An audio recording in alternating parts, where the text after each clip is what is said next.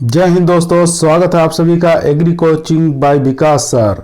अगर आप लोग ICAR, JRF, SRF, ARS, net, IBPS, AFO, AAO, AO, agriculture supervisor, UPP, UPPSC, UPSSC, UPPCS, कोई भी एग्रीकल्चर की वैकेंसी इंट्रेंस की तैयारी कर रहे हैं या वनडे एग्ज़ाम की तैयारी कर रहे हैं तो आज का जो वीडियो है काफ़ी इम्पोर्टेंट रहेगा, क्योंकि हर एग्ज़ामों में फसलों का वर्गीकरण से एक या दो क्वेश्चन पूछता है। तो इसलिए आज का जो वीडियो है काफ़ी इम्पोर्टेंट वीडियो है। हमारा जो आज का टॉपिक है उस टॉपिक का नाम है फसलों का वर्गीकरण, यानी कि फसलों का वर्गीकरण कितने भागों में बांटा गया है। वनस्पतिक भागों के आधार पर, जड़ों के भागों के आधार पर, पुष्पों के वर्गीकरण काफ़ी भागों में बांटा गया है। तो बात करते हैं पहला जो वर्गीकरण है हमारा वो वनस्पतिक भागों के आधार पर फसलों का वर्गीकरण। बात करते हैं पोएसी, यानी कि ग्रेविनी कुल है, इसको पोएसी फैमिली कहा जाता है। तो पोएसी फैमिली के अंतर्गत कौन कौन सी फसलें आती हैं उसके बारे में जान लेते हैं। इसके अंदर पोएसी फैमिली में चावल आएगा, मक्का आएगा, गेहूं आएगा, जौ आएगा, जई आएगी, बाजरा आएगा और ज्वार रहेगा, गन्ना, घास, यानी कि ये सब जितनी भी फैमिलियां हैं ये सब हमारी किस में आएंगी? पोएसी फैमिली के अंतर्गत आएगी। अब बात करते हैं लेग्यूम वाली, यानी कि दलहनी फसलें। एग्जामों में जो क्वेश्चन बनता है तो पूछता है कि पोएसी फैमिली से कौन सी फसल है। तो इसमें से बताना होता है कि चावल है, मक्का है, गेहूं, ज्वार, बाजरा जो भी रहेगा तो कौन सी बताना है फैमिली इसमें रहेगी पोएसी से। ठीक है, तो इस टाइप के क्वेश्चन बनते हैं। बात करते हैं दूसरा वर्गीकरण, इसमें लेग्यूमिनेसी यानी कि दलहनी फसलें, इसको लेग्यूमिनेसी फैमिली भी कहते हैं, पोपेलिनेसी फैमिली भी कहते हैं और फेबेसी फैमिली भी कहते हैं। तीन नामों से जाना जाता है लेग्यूमिनेसी को। ठीक है, बात करते हैं लेग्यूमिनेसी में, यानी कि दलहनी फसलों में कौन कौन सी आएंगी? मटर आएगा, चना आएगा, चौला आएगा, मूंग, मसूर, अरहर, उड़द, राजमा, मोट, ग्वार, सेमफली, रिजका, बरसीम, मेथी, सोयाबीन, सनई और ढैंचा। ठीक है, ये सब ये जो क्रॉप हैं, जितनी भी फसलें हैं, ये सब किस में आएंगी? लेग्यूमिनेसी या पोपेलिनेसी या फेबेसी या दलहनी फसलें कह सकते हैं। ठीक है, इसमें आएंगी फेबेसी फैमिली में। अब बात करते हैं क्रूसीफेरी में, यानी कि जितनी भी तिलहनी फसलें आती हैं वो सब किस में आएंगी? क्रूसीफेरी फैमिली में आएंगी। इसको दो नामों से जाना जाता है, एक क्रूसीफेरी के नाम से जानते हैं, एक ब्रेसिकेसी नाम से जानते हैं। ठीक है, चाहे ब्रेसिकेसी फैमिली पूछ ले चाहे क्रूसीफेरी फैमिली पूछ ले, दोनों एक ही है। ठीक है, इसमें कौन कौन सी आएंगी? तिलहनी आएगी, राई और सरसों, राई, फूल गोभी वर्गीय, जितनी भी गोभी वर्गीय सब्जियां होती है, चाहे गाठ गोभी, फूल गोभी और पात गोभी, ये सब जितनी भी सब्जियां आएंगी गोभी वर्गीय में वो सब कौन सी फैमिली से रिलेटिव हैं? वो क्रूसीफेरी या फेबेसी फैमिली से है। उसके बाद मूली भी इसी में आएगी, तारा मीरा, सलजम, ये सब जितनी भी सब्जियां हैं या क्रॉप्स हैं ये सब किस में आएंगी? ये क्रूसीफेरी में आएंगी।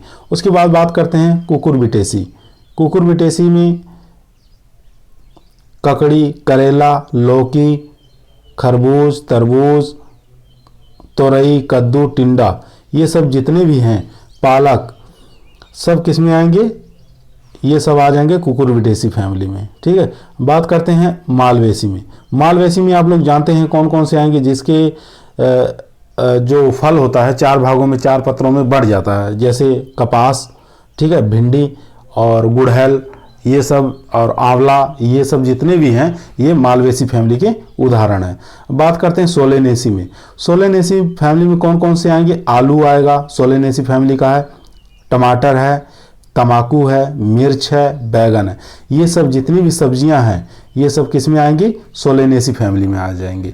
उसके बाद बात करते हैं 7 नंबर पर टीलिएसी फैमिली में एक ही आता है, जूट आता है। ठीक है, टीलिएसी फैमिली में कौन आएगा? जूट आएगा। अब बात करते हैं एस्टरेसी। अब देख लेते हैं एस्टरेसी में क्या आएगा। एस्टरेसी को क्या कहा जाता है? कंपोजिटिव फैमिली भी कहा जाता है। कौन सी फैमिली कहा जाता है? एस्टरेसी को कंपोजिटिव फैमिली भी कहा जाता है। कंपोजिटिव फैमिली के अंदर सूरजमुखी आएगा, कुसुम आएगा, गुलदाउदी आएगा और गेंदा। ये गेंदा जो है हर एग्जाम में पूछा जाता है कि गेंदा कौन सी फैमिली का है, तो कंपोजिटिव फैमिली का ये क्रॉप्स हैं, ठीक है। उसके बाद बात करते हैं 9 नंबर चीनोपोडिएसी। चीनोपोडिएसी में कौन आती हैं, जैसे अमरेंथस, ये पत्तेदार सब्जी है। उसके बाद पालक, चुकंदर और चौलाई, ये सब आ जाएंगी आपके चीनोपोडिएसी फैमिली में। अब बात करते हैं पेडोलिएसी। पेडोलिएसी में तिल आता है, ठीक है। तिलहनी में नहीं आएगा, उसमें क्रूसीफेरी में तिल नहीं आता है, ये पेडोलिएसी फैमिली में आता है, ठीक है। ये आप याद रखें कि तिल किस में आ जाएगा, पेडोलिएसी फैमिली में आ जाएगा। उसके बाद बात करते हैं 11 नंबर पर यूफोरबिएसी। यूफोरबिएसी फैमिली में आएगा अरंडी, रतनजोत और कसावा, ये 3 चीज़ आते हैं यूफोरबिएसी में। अब बात करते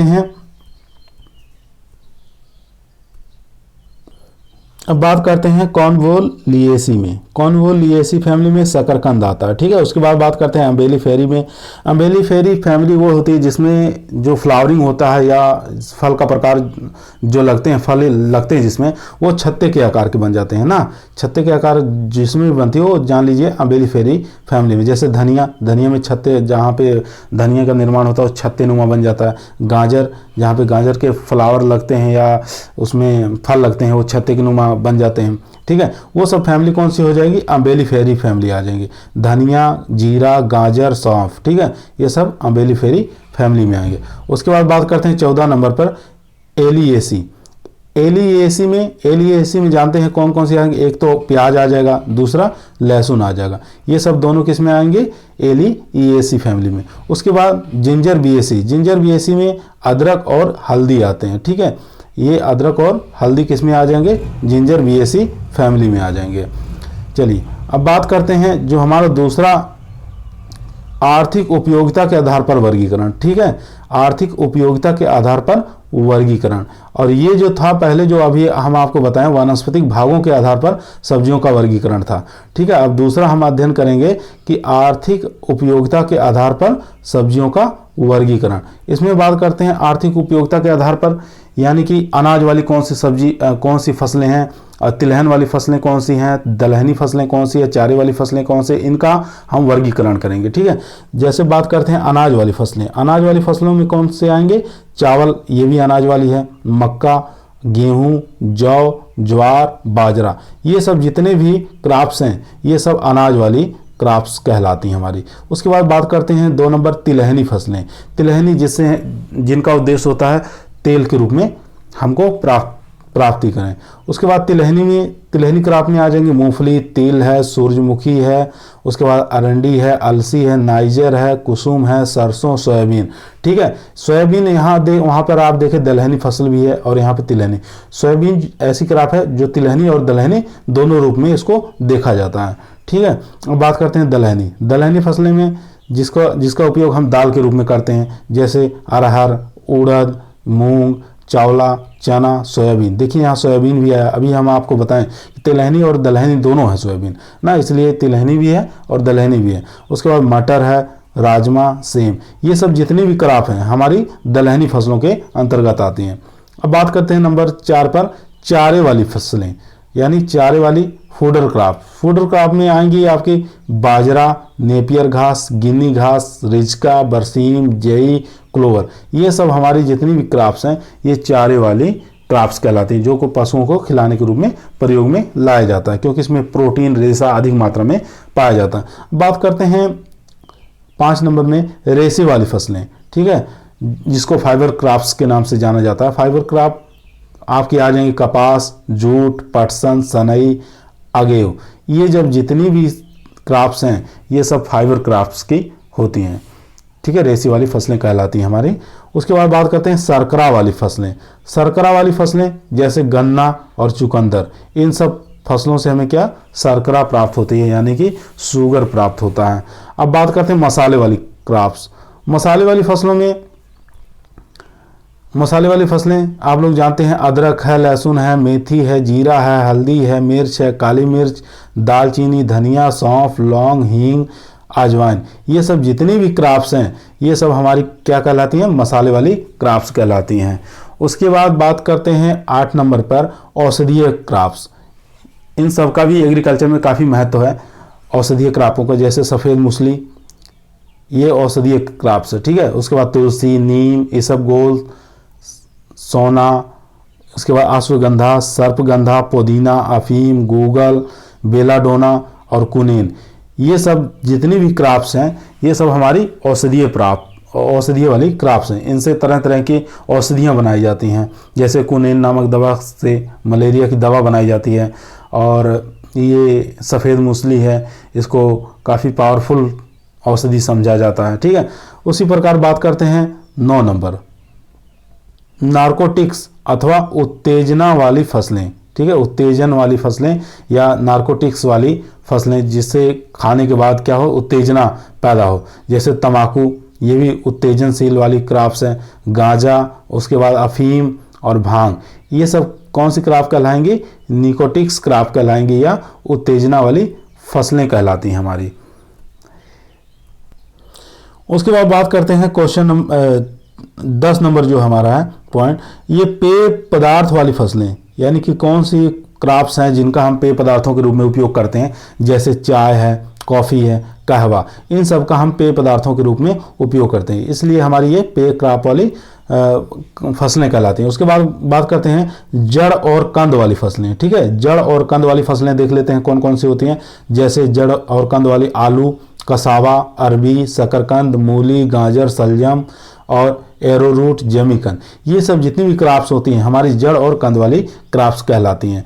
अब बात करते हैं ये हरी खाद वाली क्रॉप्स, यानी ऐसी फसलें जिनको हम बुआई के बाद पुष्पन से पहले हम उनकी खेत में पलट कर देते हैं, यानी कि पलटाव कर देते हैं, जुताई भूमि के साथ मिलान कर देते हैं, उसको हरी खाद वाली फसलें कहलाते हैं, जिससे नाइट्रोजन की पूर्ति हो सके, भूमि सुधारने के लिए भी इसका प्रयोग किया जाता है।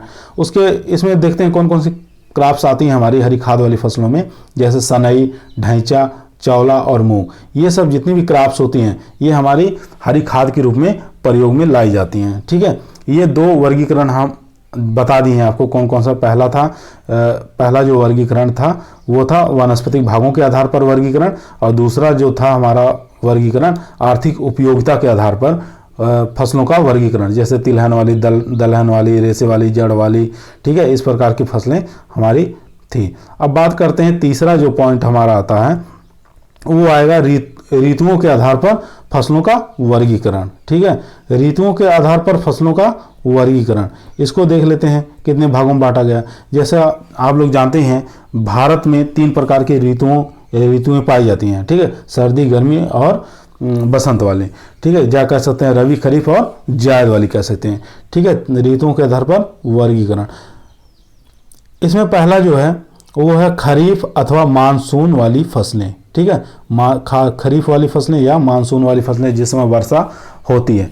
ठीक है, उसको इसमें खरीफ वाली फसलें कौन कौन सी हो जाएंगी, चावल, मक्का, अरंडी, मूंगफली, ग्वार, बाजरा, सेमफली, कपास, उड़द, मोट और अरहर, सोयाबीन, तिल, जूट, सनई, ढैंचा, ये सब जितनी भी क्रॉप्स हैं हमारी कौन सी क्रॉप कहलाती हैं, खरीफ ऋतु की क्रॉप्स कहलाती हैं, या मानसूनी क्रॉप या वर्षा सीजन की फसल कहलाती हैं ये सब।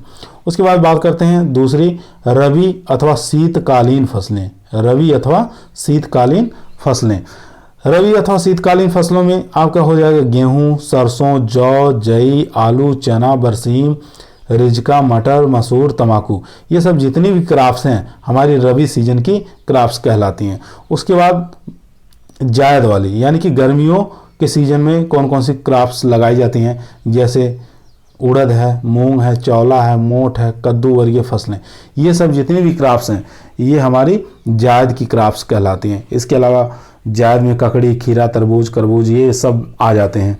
ठीक है, अब बात करते हैं जो चौथा वर्गीकरण है हमारा, जीवन काल के आधार पर इसके फसलों का वर्गीकरण।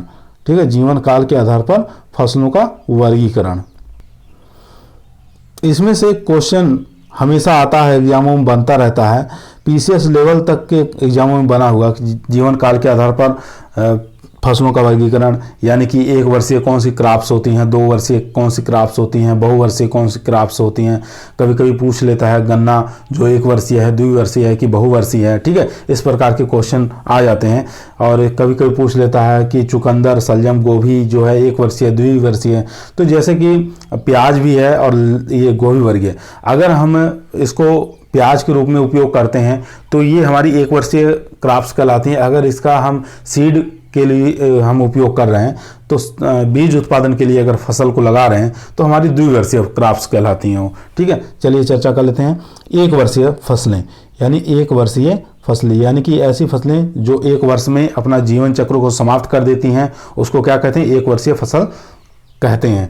ठीक है, इसमें जैसे एक वर्षीय फसलें में चावल, मक्का, गेहूं, जौ, ज्वार, बाजरा, मूंगफली, तिल, सूरजमुखी, अलसी, कुसुम, सरसों, सोयाबीन, कपास, उड़द, मूंग, मोठ, चौला, चना, सोयाबीन, मटर, राजमा, मसूर, कपास, तंबाकू, मेथी, जीरा, मिर्च, धनिया, सौंफ इत्यादि।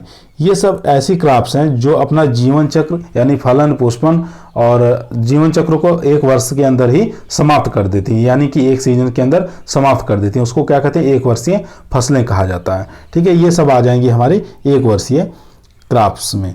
उसके बाद बात करते हैं दूसरा द्विवर्षीय फसलें, यानी कि जो एक वर्ष में क्या करते हैं, जैसे उत्पादन करते हैं, दूसरे वर्ष में हमारा इसमें सीड उत्पादन लिया जाता है। ठीक है, जैसे चुकंदर, सलजम, फूल गोभी, गांठ गोभी और ये सब गोभी वर्गीय सभी आ जाएंगे इसमें। ठीक है, मूली, गाजर, प्याज, लहसुन, रिजका, बरसीम, ये सब जितनी भी क्रॉप्स हैं हमारी, ये कौन सी हो जाएंगी, द्विवर्षीय क्रॉप्स हो जाएंगी। उसके बाद बात करते हैं बहुवर्षीय क्रॉप्स। ये हमेशा यहाँ से एग्जामों में क्वेश्चन बनता रहता है कि बहुवर्षीय कौन सी, गन्ना बहुवर्षीय है कि एक वर्षीय, द्विवर्षीय। सब लोग गलती करके आते हैं, एक वर्षीय होता है ना, एक वर्षीय नहीं होता, गन्ना बहुवर्षीय होता है। गन्ना, नेपियर घास और कसावा, ये सब जितने भी होते हैं ये हमारे बहुवर्षीय फसलें कहलाती हैं। उसके बाद बात करते हैं समस्याग्रस्त मृदा के प्रति सहिष्णुता के आधार पर वर्गीकरण, यानी कि अगर हमारी मृदा अम्लीय है, अधिक क्षारीय है, अधिक जल भराव वाली है या अधिक मृदा क्षरण होता है तो उन भूमियों में कौन कौन सी हम क्रॉप्स को लगा सकते हैं उसके प्रति, यानी कि सहनशील फसलें हो। ठीक है, जैसे बात करते हैं अम्लीय मृदा के प्रति सहनशील। ठीक है, अम्लीय मृदा के प्रति सहनशील यानी कि अम्लीय अगर भूमि है तो उसमें कौन सी ऐसी क्रॉप्स लगाएं जो उसके प्रति सहनशील हो। उसके प्रति सहनशील जैसे चावल होगा, आलू होगा, सरसों, चाय, अनानास, राई, ये सब अम्लीय मृदा के प्रति सहनशील क्रॉप्स होती हैं। उसके बाद बात करते हैं लवणीय मृदा के प्रति सहनशील क्रॉप्स। लवणीय मृदा के प्रति सहनशील क्रॉप्स जैसे जौ, कद्दू वर्गीय और ज्वार, बाजरा और ग्वार, ये सब जितनी क्रॉप्स होती हैं ये लवणीय मृदाओं में इसको आसानी से हम लगा सकते हैं। उसके बाद बात करते हैं क्षारीय मृदा के प्रति सहिष्णुता। क्षारीय मृदा के प्रति सहिष्णुता यानी कि क्षारीय मृदा में कौन कौन सी क्रॉप्स को हम लगा सकते हैं, जैसे जौ को लगा सकते हैं, चावल को, पालक को लगा सकते हैं, चना को लगा सकते हैं, चुकंदर को लगा सकते हैं, करेला को लगा सकते हैं, बरसीम को लगा सकते हैं, सूरजमुखी को लगा सकते हैं, मक्का को लगा सकते हैं। इन सब क्रॉप्स को हम क्षारीय मृदाओं में आसानी से लगा सकते हैं। बात करते हैं जलमग्न मृदा के प्रति सहिष्णुता, यानी कि जल भराव वाली मृदाओं में कौन कौन सी क्रॉप्स को हम आसानी से लगा सकते हैं। इसमें लगाएंगे चावल। चावल देखते हैं इसकी भूमि में हमेशा जल भरा रहता है तो इसलिए जल भराव वाली क्रॉप्स ये कहलाती है। जलमग्न वाली मृदा में इसको आसानी से लगा सकते हैं। ठीक है, ढैंचा को भी लगा सकते हैं, जूट को भी लगा सकते हैं, पटसन लगा सकते हैं, पैरा घास लगा सकते हैं, नेपियर घास और गिनी घास, इन सब क्रॉप को हम जल भराव वाली मृदाओं में आसानी से लगा सकते हैं। उसके बाद बात करते हैं मृदा क्षरण के प्रति सहिष्णुता।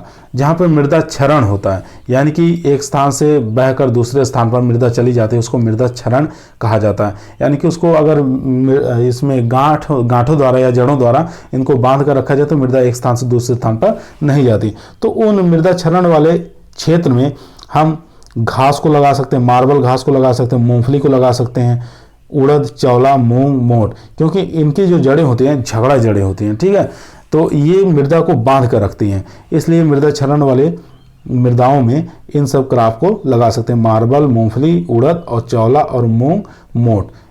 ठीक है, ये बातें ध्यान देंगे आप। उसके बाद अगला जो वर्गीकरण है जड़ों के आधार पर वर्गीकरण। ठीक है, जड़ों के आधार पर वर्गीकरण।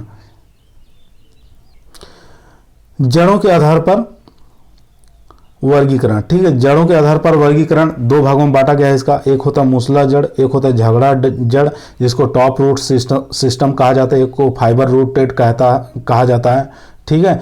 मूसला जड़ की बात करते हैं टॉप रूट सिस्टम में, इसमें कौन कौन सी आएंगी, तो इनमें आएंगी मसूर है, अंगूर है, कपास है।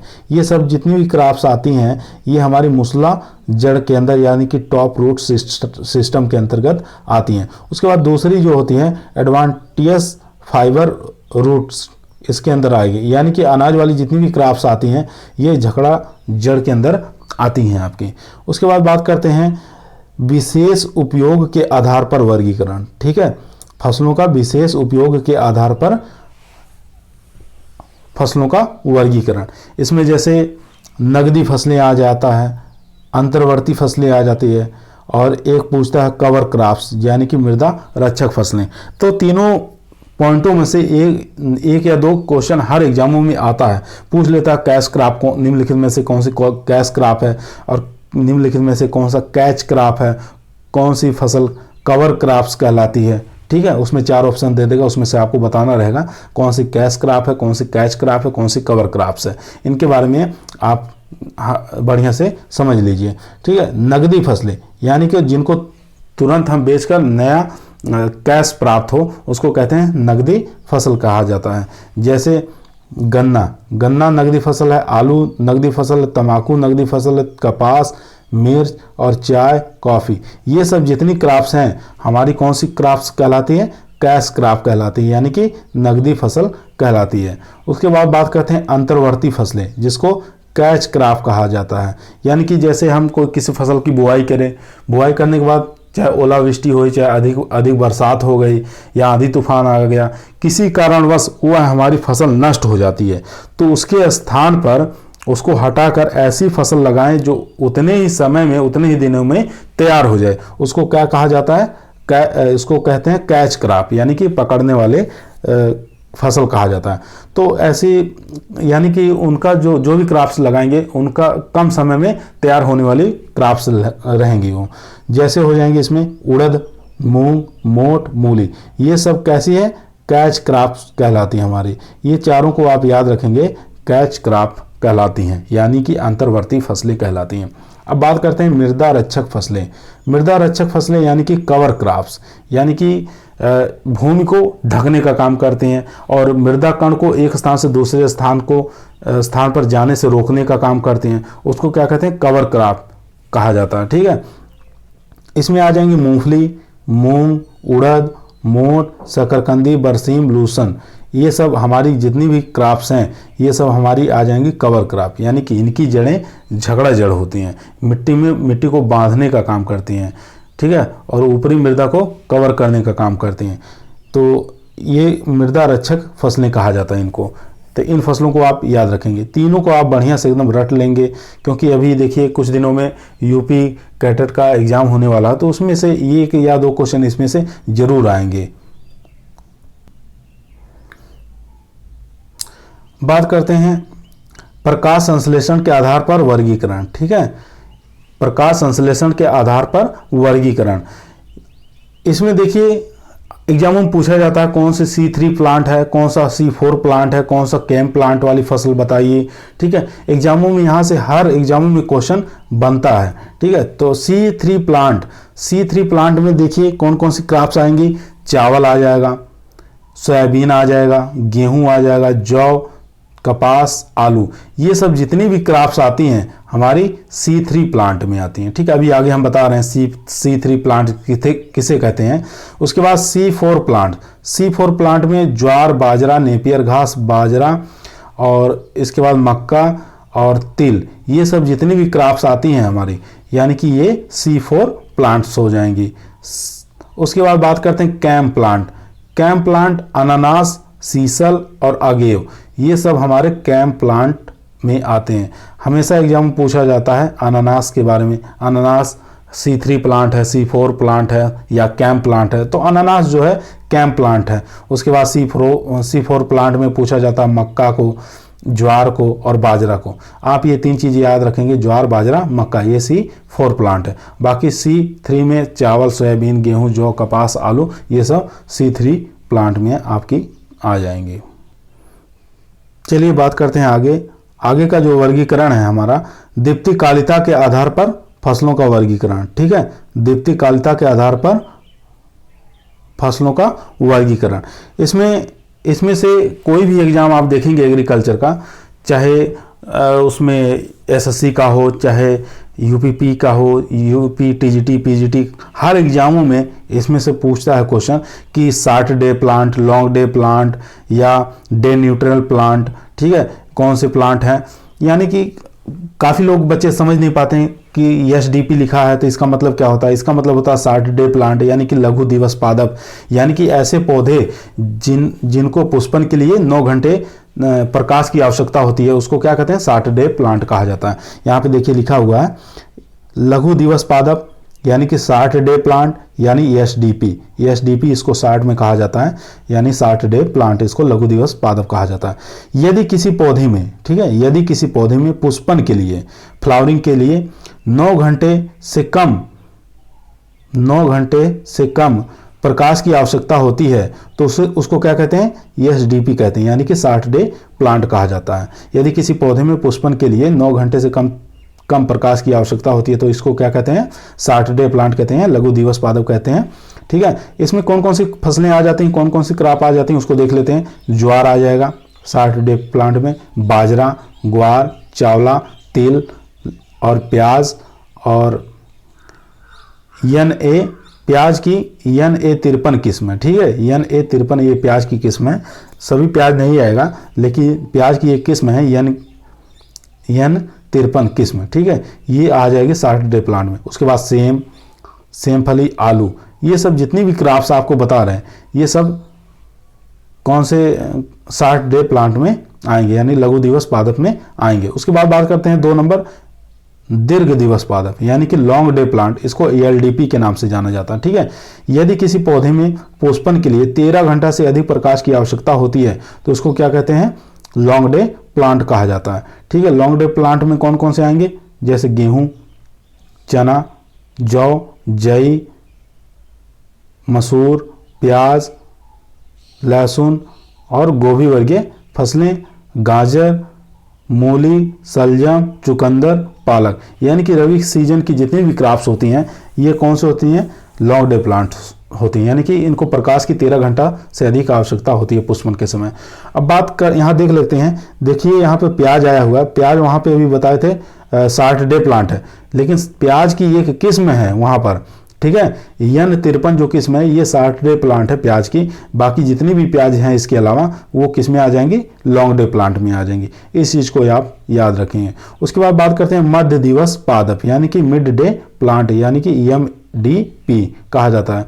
यदि किसी पौधे में पुष्पन के लिए 9 से लेकर 13 घंटे के बीच प्रकाश की आवश्यकता होती है तो उसको क्या कहते हैं, मिड डे प्लांट कहते हैं। जैसे गन्ना, ठीक है, गन्ना क्या है, मध्य दिवस पादप, यानी कि मिड डे प्लांट कहलाता है। चलिए बात करते हैं उसके बाद दिवस निष्प्रभावी पौधे, इसको कहते हैं डे न्यूट्रल प्लांट, यानी कि DNP कहा जाता है। ठीक है, यदि किसी पौधे में पुष्पन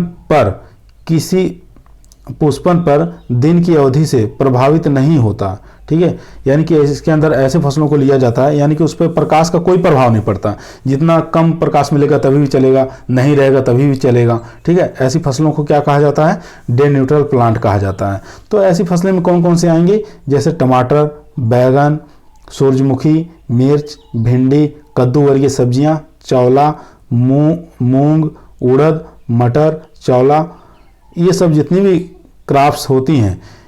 चावल की एक किस्म है पद्मा और जया, ठीक है, ये याद रखेंगे।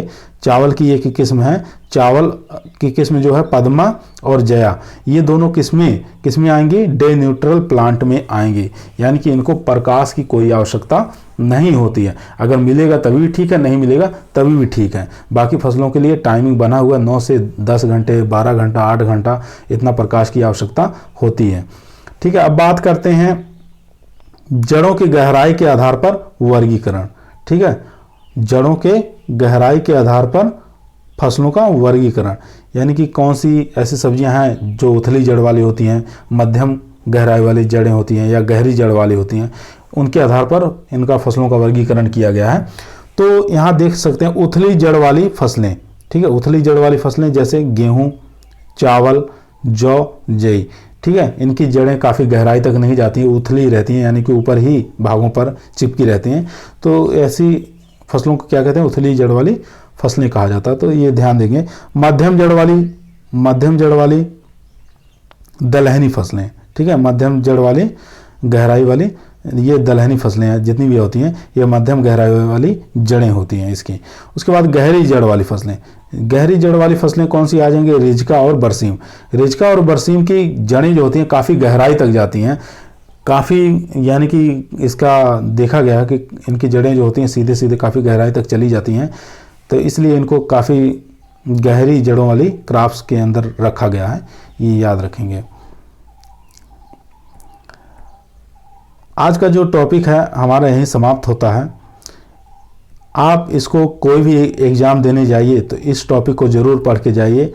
ये हमारा जो टॉपिक है फसलों का वर्गीकरण, इसमें कई वर्गों में इसको वर्गीकृत किया गया है, जैसे वानस्पतिक भागों के आधार पर और आर्थिक उपयोगिता के आधार पर, उसके बाद ऋतुओं के आधार पर, जीवन काल के आधार पर, जड़ों के आधार पर, प्रकाश संश्लेषण के आधार पर, ठीक है, और दीप्तिकालता के आधार पर, जड़ों की गहराई के आधार पर, इतने भागों में इनको बांटा गया है। हर एग्जामों में इससे क्वेश्चन बनते हैं। अगर एग्रीकल्चर से आप तैयारी कर रहे हैं या एग्रीकल्चर से हट के UP triple S C, UP PSC, लेखपाल, TGT, PGT, TET, super TET, किसी भी एग्जाम की तैयारी कर रहे हैं, तो इन फसलों के वर्गीकरण कृषि से जो चैप्टर आता है या 2-4 क्वेश्चन जो भी आते हैं वो इन्हीं में से आपको क्वेश्चन 1 या 2 क्वेश्चन उठा के दे दिया जाता है। तो आप इसको बहुत बढ़िया से 1 या 2 बार रिवीजन करके हर एग्जाम में जाइए। आज का टॉपिक हमारा यहीं समाप्त होता है। अगर आपको आज ये टॉपिक अच्छा लगा हो तो अधिक से अधिक शेयर और सब्सक्राइब जरूर करिए, ठीक है। आज का टॉपिक के लिए यहीं पे हम समाप्त करते हैं। सभी लोगों को धन्यवाद।